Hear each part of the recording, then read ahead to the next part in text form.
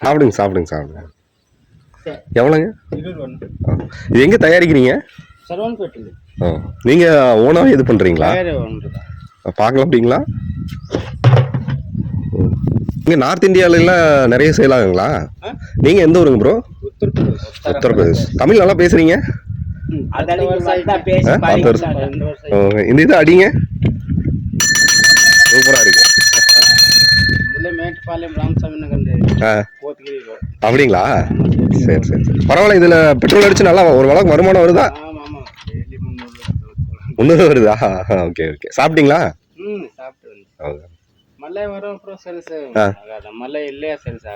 ஆமாம், மழை இருந்தால் கொஞ்சம் சேல்ஸ் கம்மி தான் இல்லைங்களா? சரி, பார்த்து போங்க.